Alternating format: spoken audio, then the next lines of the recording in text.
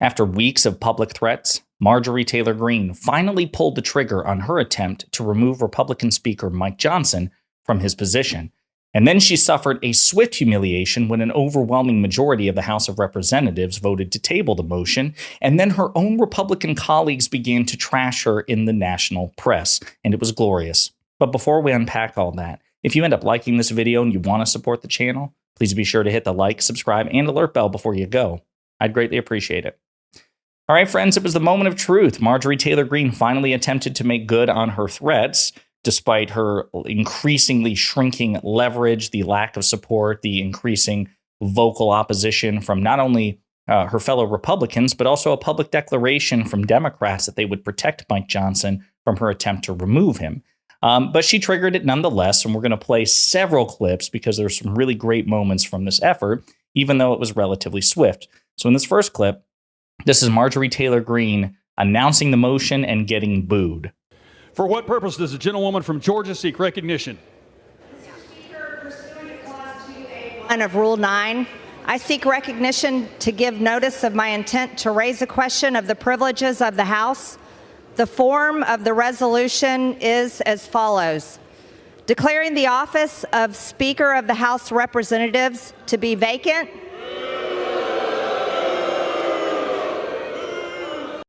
And we have more clips from this as well. But again, let's just skip to the end because, again, it failed abjectly.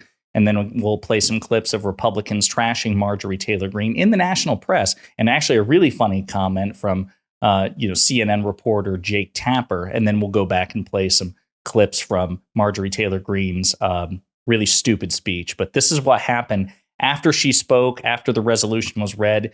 And then there was a motion to table, basically to kill her attempt to remove Mike Johnson. And this is what happened. On this vote, the yeas are 359, the nays are 43, with 7 answering present. The motion is adopted. Without objection, the motion to reconsider is laid on the table.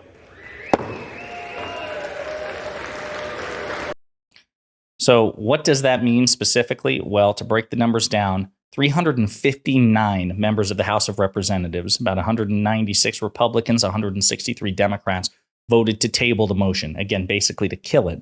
11 Republicans and 32 Democrats did not vote to table it. 7 Democrats voted present. So again, 459, 43 to 7, that's the number breakdown. Now, I want to play this clip too from Jake Tapper. He had a brutal line. He roasted Marjorie Taylor Greene while also referencing the beleaguered Republican governor of South Dakota, Kristi Noem, whom, as we've discussed in previous videos, has basically destroyed her own political career by boasting about how she murdered a puppy 20 years ago. Well, here we go. Yeas are 43, with 7 answering present. The motion is adopted. Without objection, the motion to reconsider is laid on the table. So that is the death of Marjorie Taylor Greene's motion to vacate, offered by Congressman Steve Scalise. The motion to table is essentially Kristi Noem taking a shotgun to Cricket's head. It's the death of that effort. Why do you think she moved? That was savage from Jake Tapper. Cricket, of course, being the puppy that Kristi Noem murdered. So with all that in mind, I want to play some clips too. Again, the schadenfreude is real, folks. These are other Republicans publicly trashing Marjorie Taylor Greene. Mike Lawler, an alleged moderate Republican from New York, this is what he had to say about her. Moscow Marjorie has clearly gone off the deep end, maybe the result of a space laser. But this type of tantrum is absolutely unacceptable, and it does nothing to further the cause of the conservative movement.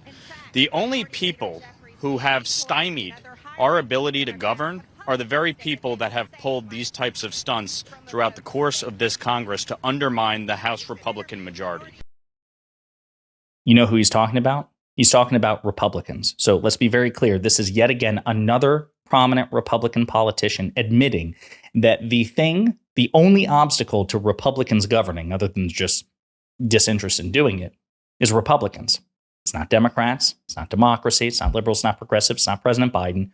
Democrats are not to blame. Republicans are Republicans' own worst enemy. And it's just simply the case. You also have Dusty Johnson, another Republican. He's also fed up with Marjorie Taylor Greene. This is what he had to say about her in the aftermath. Listen in. 1 second, Jake. We got reaction Yeah, here. go. Is calling for a motion to vacate. Listen, all of us in life get to decide how we handle disappointment. You can be productive or you can be destructive. Ms. Taylor Greene is choosing destructive.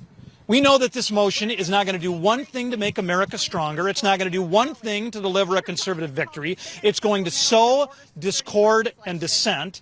And by the way, it's going to fail. She is engaged in a failing act of political theater. What you have here are some of the Main Street members who are the adults. And we're going to do what adults do. We are going to ignore the tantrums and instead work to actually govern this country. Again, I'll say that the so-called Main Street Republicans, the non-crazy ones, they haven't really done a good job of attempting to govern this country because they still refuse, by and large, to work bipartisanly with President Biden and the Democrats. So they're not as bad as Marjorie Taylor Greene, Matt Gaetz, Nancy Mace, et cetera, and so forth, but they're not really much better on the merits. So now let's play some clips from Marjorie Taylor Greene's speech. It's really just the parts where she gets heckled by Republicans and Democrats. And what's funny is Marjorie Taylor Greene, of course, is an infamous heckler, particularly for President Biden during the State of the Union addresses. But she visibly does not like to be heckled in turn because she, like her cult leader, Donald Trump, is an unprincipled, hypocritical snowflake who loves to dish it out, but can never take it. 7, develop and grow our majority by building upon our resources and expanding.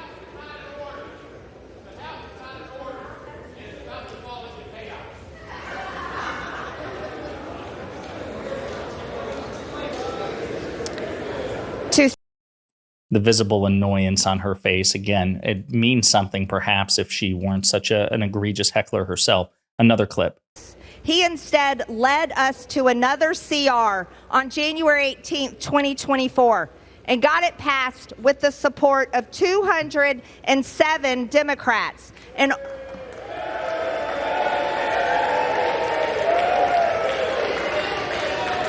Mr. Speaker, the House is not in order. Ladies recognized. And only 107 Republicans, while 106 Republicans voted against it.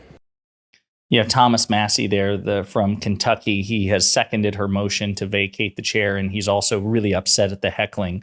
Again, one more. Notably, all Democrat members of the committee voted to advance the measure to the floor, while I love it. I love to see these snowflakes melt in real time. Hey, Marge, if you want some civility politics, perhaps you should engage in it rather than simply demand it when it benefits you. But of course, that's just what Republicans do. They want to be able to, again, to dish out and heckle with impunity, but they can't handle a fraction of it in return. Donald Trump, after this imploded, responded on Truth Central saying, I absolutely love Marjorie Taylor Greene. She's got spirit, she's got fight, and I believe she'll be around and on our side for a long time to come.